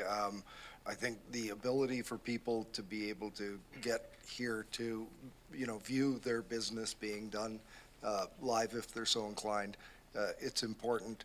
I just want to make sure that, that it's been a lot of water under the bridge since we were doing evening meetings and a lot of changes in the organization. I just want to make sure that staff I know they'll do whatever the board wants, but is it going to be functional and possible to do for staff to deliver that evening meeting? It'll be once a month. So thank you for bringing that up. That was on my list through to our CAO, and I know this is all something we need to kind of get settled today, but at the same time, not a lot of time for consideration by our staff as well. Ms. Miles Wilson? Yeah, I think considering that it was done in the past, I think we could probably evolve into that structure again. I would take a little consultation with staff and their managers just to make sure the support staff, we can do that. But as for managers, I mean, I think in communities that we've all worked, we're used to the nighttime routine, so it's not a foreign concept. Thank you. I see Director Istish and Director Douglas. Go ahead, Director Istish. I might be taking Director Douglas's comment that last week North Cowichan Council just passed moving our council meetings to 5 p.m. on Wednesdays. On Wednesdays? On our the normal alternate ones, we Wednesday. moved them to the evening. Just for irrelevant information, we moved them to the evening. Yes, yeah, for the same purpose? Okay, Director Douglas. Yeah, Mr. Chair, for the same purpose, for the Director McClinton's point about making it meetings more accessible to working people. In terms of the alternating from every 2 weeks so we were suggesting is we'd start 9:30 1 week and then 2 weeks later we would start at the 1:30. I know years ago when I was previously on the board, we had the same start time for every meeting. I think every board meeting started at 6 o'clock. Has there been any consideration to, rather than alternating it every 2 weeks, to say do all our COW meetings at 1:30 and all our board meetings at evening? I know Director Staples said 5:30, someone else said 6:30, but is there a reason why we would change it every 2 weeks? No. All right. It's the will of the board, right? So, yeah, different perspectives, I guess, you're creating flexibility for those who may work evenings, right? To come out during the day if you have the alternating schedules, but Yeah, it's really up to the board. I have got other speakers on my list, and I'll come to you, Director McLean. I guess what I would just say is that there is some advantage in having a consistent schedule, whatever that starting time may be. But do you recognize your point that there's also advantages in having different start times as well? Okay, thank you. I have Directors Nicholson, Martman on round one. Director Nicholson. I guess I am curious about the added cost of having evening meetings. And I also, I'm quite up for doing it every other time, but I do find I get super tired at night and I don't make such good decisions when I'm tired. Thank you. Director Martman. Thank you, Chair. I'm here to serve, so whichever works for people. I don't have a lot of demands, but I did have a question on something different, and that's around the FCM conference. And I don't know how many people here will be attending it this in 2023. It's May 25 to 28. It's in Toronto, so any May 24 meetings will be very difficult for people to attend. And there's also the holiday weekend, the previous Monday, I think. But I didn't know if there's many people attending that, so. Yeah, I'm not sure. I know municipally it's myself and one member of council attend FCM. So I will be at FCM. And typically, I'd have to look at the schedule again. I didn't flag that, but what's the meeting date in our schedule, Ben? Or Mr. Director Martin? 24th, and the conference is when? Yeah, I won't be here for that meeting then either. The 24th meeting. This is tough with the election. We got to cram everything in before the end of the year because we need to adopt the schedule, don't we? So we need to figure out, I don't know if we can workshop here in the moment the May 2-4 weekend. Obviously the vice chair can chair, but I don't know who from this board is planning to attend FCM from the municipalities. Maybe. Right. And Director Nicholson, are you planning to attend FCM this year? Toronto? Okay. Just, the board could always meet without the chair or vice chair and just elect a chair for that meeting. Or we'll have to look at an alternate date for that meeting. Or we just remove it from the schedule and we miss one meeting in May. Well, that's what I mean. We change the date or we...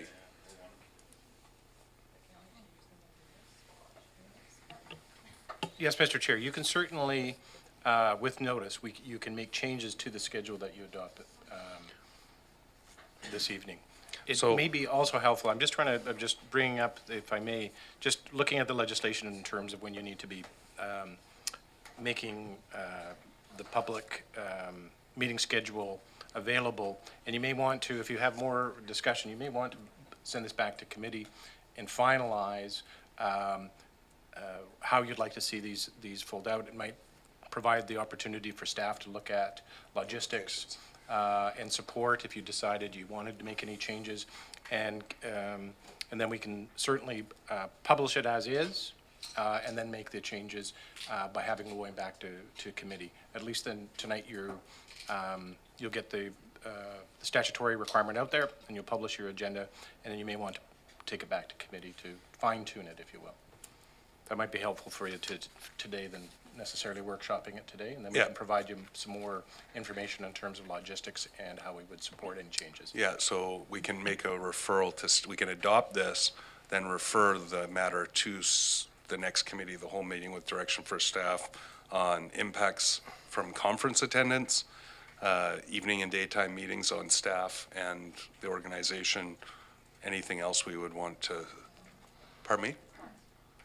Cost, yeah, and that's when I say impacts to the organization, money is part of it. So moved. Sorry, I did have a speakers list. So I'm going to recognize the speakers I had in my list first. I had Director Martman spoke, I had Director McClinton, Director Acton, and then and Director Sakal. We're going to continue to workshop it, and then Director Toporowski. You guys want in on this? I'm good. Okay. So Director McClinton, then Acton. I'll withdraw. Okay, Director Acton. Well, I brought up the perspective of being a parent, because I have been on this board where I needed a babysitter, and night meetings actually makes it harder. So, like Director Nicholson, like, I'm tired now, and now that my children don't need babysitters, one is still a little young to leave home all night, like, not sure what will happen. And, I have to go tonight to a Christmas concert. So, I don't think moving it to nighttime is something I want to support. That's making it more difficult. And to the point of more public showing up, Legislative Services, Joe Barry was here, he did some research on it, and it actually didn't increase. And now we have online attendance, and we have YouTube videos, which were just starting at that time too. So I think we make it very accessible, and making bad decisions late at night, I remember that was happening, that happened. That was a real issue. And like, I turn into a pumpkin at 8 p.m. So, yeah, I don't think that's helping the younger families. Perhaps, I don't know if Jesse wants to add more on how that's going to help with a young family, but maybe, anyway, I'll wait to hear from Kate. We're just going way into the weeds here. We have a legislative responsibility and requirement to adopt a schedule today. We can maintain our schedule for January and revisit the broader issue when we have more time to discuss it. We're already talking about being tired today, so maybe it isn't the best time to have this discussion, argument, debate, whatever you want to call it. I'll go through the remainder of my speakers list, and then I'll entertain a motion, hopefully some combination of what was suggested by our Mr. Robbins. We started out so strong today. I want to go to, I don't even know anymore, who is next? Director Segal, and then Toporowski. I mean, if we're going to have opportunity to properly talk about this in the future, I'm fine with just holding as is for now. Okay, Director Toporowski. So you're saying we'll have a further discussion on changing the time? We're going to just pass what we have in front of us right now? That's the suggestion that Mr. Robbins made. It might make sense, because it sounds like there's a lot of implications from changing meeting times especially. Okay, well, I just wanted to add to the conversation. I know that we had, I've sat here with 9:30 in the morning meetings, and then one Wednesday, and then the following would be in the evening. Now we've gone to 9:30 in the morning start for Wednesdays every 2 weeks. So my question is, how many complaints has everybody around the table gotten? Well, I'm not going to weigh into that, but staff maybe have gotten due to the change to the daytime that we're at now. I don't know if staff is, yeah. I can say that when, I've had people, when issues come up, say, your meetings are at a time that make it impossible for us to participate in the process. So I've never had anybody say, oh, you changed your meeting times, that's not fair. But when they find out the meeting times at 1:30 or at 9:30 in the morning, have reached out and said, well, how are we supposed to participate when you don't make it possible to do so? Now, online you can say that, but if somebody's working a 9-to-5 job, bosses don't usually give time to sit in a delegation or in a WebEx meeting. But like I said, it's never come up when we've changed a time. It's only come up when they want to participate and they can't. So anyone else want to speak before we go to a motion? It's not seeing anyone. Director Morrison? Well, yes, and I move that the schedule be adopted and that staff, this be referred to staff for everything that you said earlier, and that they come back and we have a further discussion when we're all fresh. You don't have to put the fresh part in the motion, but that's the intent. Well, we got work to do. It's our jobs. Yep. Right? We want to change things. We got to put the time in. So we've got a motion from Director Morrison to adopt this schedule, refer it to staff for discussion at Committee of the Whole in the new year about time. Sorry? options for time, cost, and impact on the organization and staff. And special events. And, and Conferences, special events. yeah, considering conference attendance, special events, et cetera. Because, yeah, there's also the UBCM new LGLA new training stuff that's coming up, and I don't know if staff have those dates yet, but they're coming up soon in the new year. So we'll just, okay. Yeah, okay. Okay, so I that's. move that. Okay, I think we have some clarity though, Amanda, yeah. And it's been seconded by Director Abbott. Do we have any further discussion?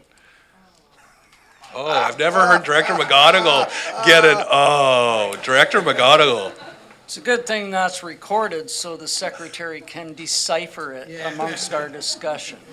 Yep. Do you want me to reread it out, even though I just did? Yep. Wow, steel trap over there used up all his energy. Yep. Any further discussion? All those in favor? Any opposed? None opposed. I saved all my stuff, so we'd have been here all night. Mr. Robbins, save us from ourselves. Moving to agenda item SR4, a report from the corporate officer, Legislative Service Division, a board policy with regard to appointee reporting on external organization. There's a recommendation in front of you to approve the policy, but I'd happy to provide you a little synopsis as to the content and the rationale behind the policy, if you'd like. It's up to the will of the board, but if you'd like, go ahead. Before I speak to my different opinion. This came out of earlier this year, where board direction to attempt to add some consistency in a format which board pointed to external organizations provide a consistency in how you report out. And so this policy attempts to do that in terms of requesting a bit of an annual report and a synopsis of the activities of the appointee and the organization which they are appointed to. This, of course, doesn't preclude board members from providing any information or updates. As you can see on your agendas, there is director's reports where you could certainly provide that. The policy also speaks to items of interest that are produced by the organizations and, for instance, minutes that are to be forwarded to legislative services, and then we can provide that to the rest of the board through our regular board information package. Thank you. Anyone want to speak to it or move a motion? I'm not seeing a lot of hands. The only comment I have is it looks like a lot more work potentially. I'm happy to bring forward minutes, annual reports from different organizations, but I know for some the workload can be onerous at times, and it's really up to the board if they feel they have the ability to invest time in an annual report back to the board of all the activities from the previous year. I'm not sure if the annual report from that organization would satisfy that requirement under the policy, but just mindful of the amount of work that directors already put in that's discussed around this table quite often, and whether or not the directors want to commit to taking on that additional workload. I don't know what it looks like for some organizations, but Director Martman and then Director Acton. And I don't want to show you my notes here to give away all my secrets, like I did before. I think this conversation, or this came out of, people attending to other organizations and a want of information to come back. And I'm not sure, I understand the intent of an annual report, but I'm thinking that by the time you get that information, it's the timeliness of it is lost. And so I don't know if it meets, from my perspective, the needs of trying to understand what another person attending an external organization would have to say. And so I'm not looking for whether it's quarterly or 6 months or a year. I think really about it is how do we get that timely information that's relevant to maybe some decisions we're making. So I guess I think the idea is right, but it's somewhat too structured, I guess. So I'll leave it at that. Thanks. Thank you. Director Acton. and then you wanted to speak. Okay. Well, I really appreciate the concept of committee members or external committee members reporting back, because there are all these committees that we don't really hear much about, and to just be forwarded big links and reports and like, that's not gonna be very helpful. But if there was maybe, and I feel like as an electoral area director, it's really helpful. Like a lot of mayors and councils sit on a lot of these boards automatically, but we don't, and so we don't hear about it.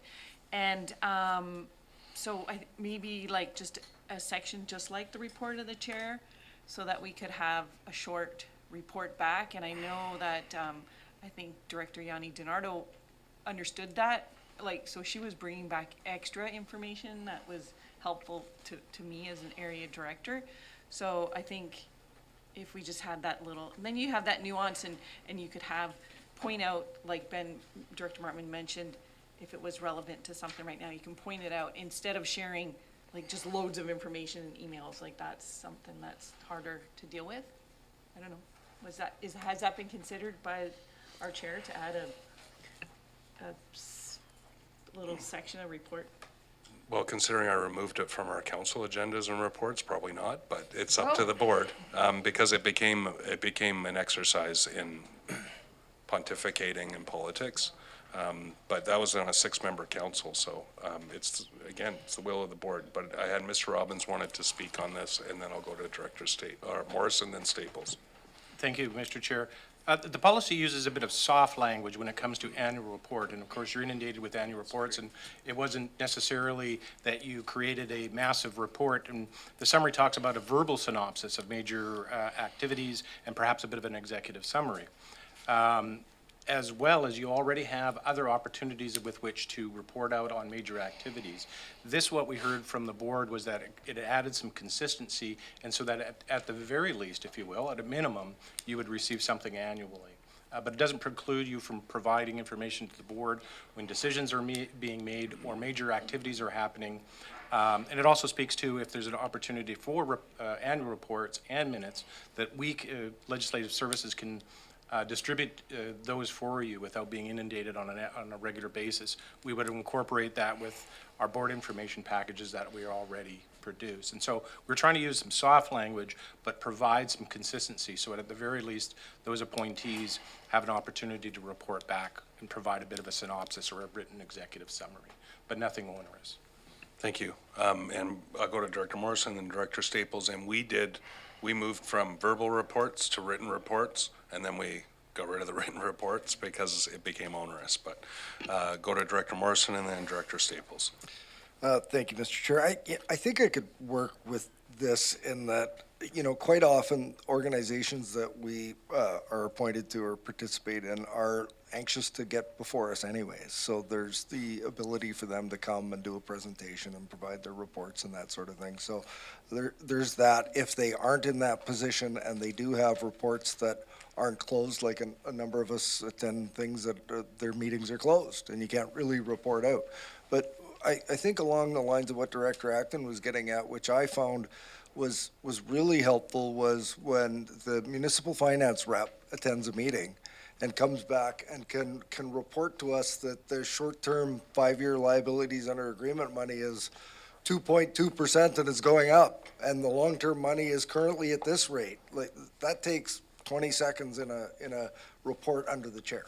Or that sort of, there's a new product being launched by the Municipal Insurance Association, that it would be good and current for us to have that sort of information. So I think what Mr. Robbins is saying, we can make use of this if, all else fails, but the ability to report under the chair, as we've done, a couple of, 30 seconds of a report from a meeting that we attended, that, and if everybody does it consistently, then we're all kept up to date on the, the committees and the boards that we are appointed to, and it helps all of us. So that's what I'd like, is just a almost informal reporting under, if the chair would allow that at a board meeting.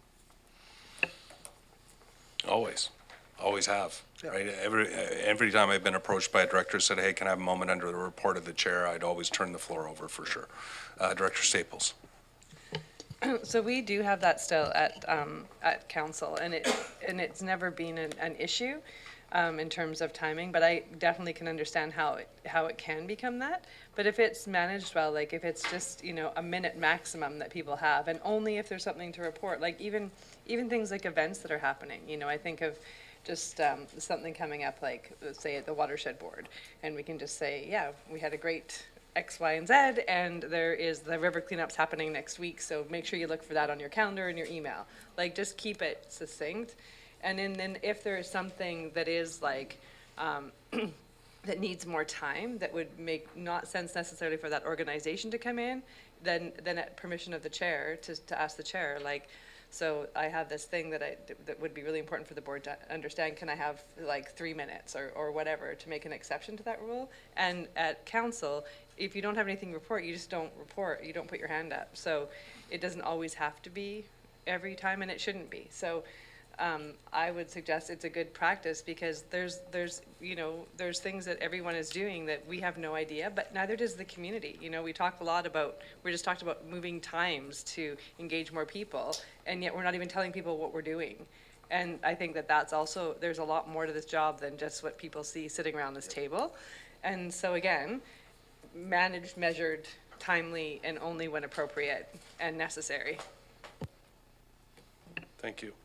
Any other one want to speak on this? We do have a recommendation from staff. I don't believe it's been moved and seconded, but we can move to that.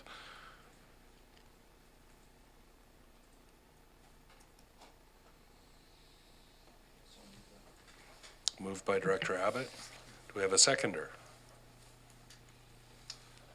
Seconded by Director Morrison. Any further discussion? Just take my moment. So our experience was different.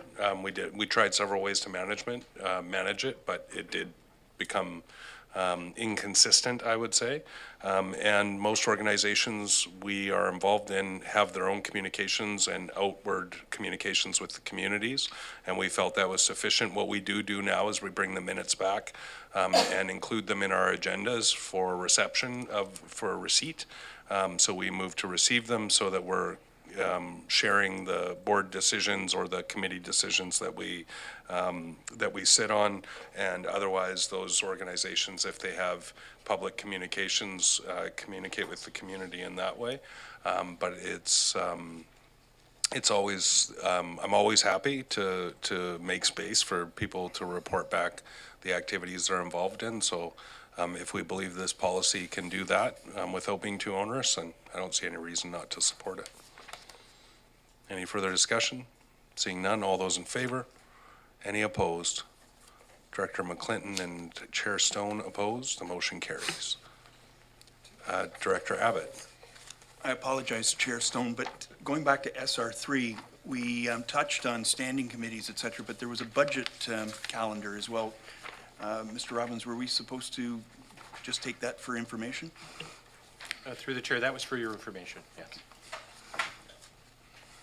All right, so I believe now we're on to public hearings. Yes, Mr. Chair. Item 12, public hearings. Item PH1, public hearing minutes and exhibits with regard to CVRD bylaw number 4436, electoral area F, Couch and Lake, South Scotts Falls zoning amendment bylaw. That's Couch and Lake Road, PID 012490946 2022. There is a recommendation for those minutes to be received. So moved. Moved by Director Morrison, seconded by Director McGonigal. Discussion, seeing none, all those in favor? Any opposed? None opposed, motion carries. Mr. Robbins. Moving to section 13 of the agenda, which is bylaws. The first is B1, that CVRD bylaw number 440, Development Application Procedures Amendment Bylaw 2022 be adopted. But if I might back up just a moment to when we were reviewing the agendas, Mr. Chair, if I may, I thought I would just give you a quick lesson on when you see, especially for new people around the table, when you see bylaws. Sometimes you see bylaws that are requesting first, second, and third reading. Some say first and second reading. Some say first, second, third reading and adoption. Those are all part of statutory requirements. And so Some of the statute requirements, you may go for first readings, and we may need to get the inspector of municipalities to provide their approval before you advance. There are opportunities with 2/3 of those sitting around the table where you don't have those kinds of statutory requirements, where you can do first three readings and adoption at the same meeting. So I just thought I'd put a little context, because you may see that they seemed a little inconsistent. But really, it's about the statutory requirements and the content within those bylaws. Thank you. And those that you're allowed to provide 3 readings and adoption, those are not part of the exceptions. And so you can do those readings and adoption with 2/3 of the vote of the people around the table. Thank you. So with that, thank you for indulging me. That CVRD bylaw number 4440, Development Application Procedures Amendment Bylaw 2022 be adopted. Moved by Director Toporowski, seconded by Director Morrison. Any discussion? Seeing none, all those in favor? Any opposed? None opposed, motion carries. Moving to B2. Sorry. Was there a question?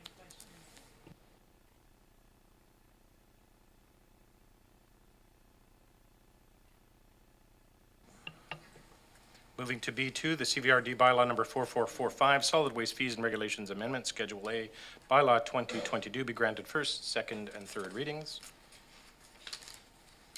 Moved by Director Morrison, seconded by Director Nicholson. Any discussion?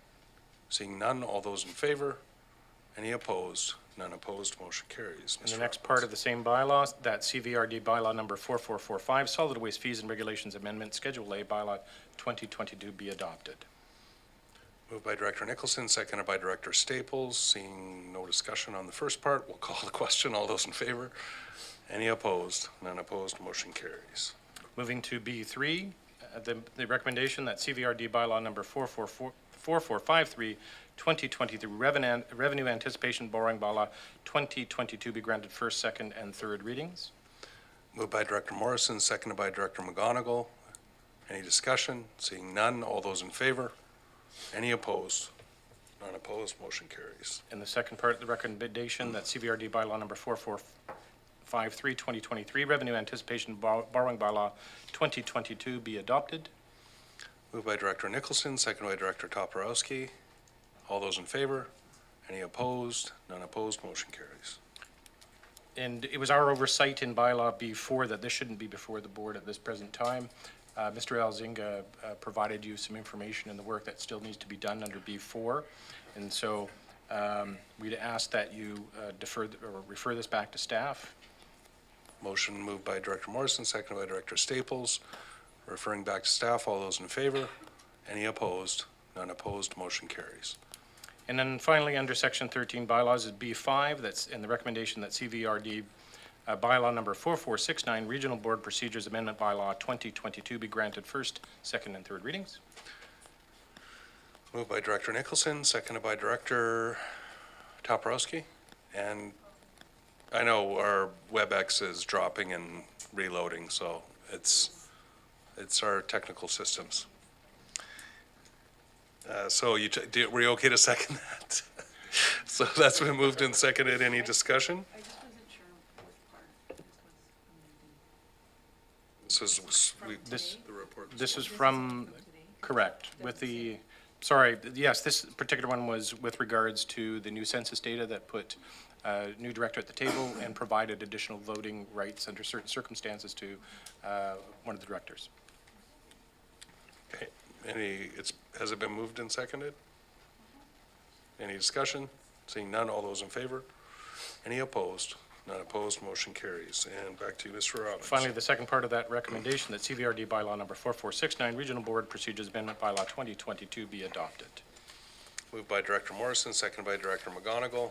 All those in favor? Any opposed? None opposed, motion carries. On to electoral area director bylaws.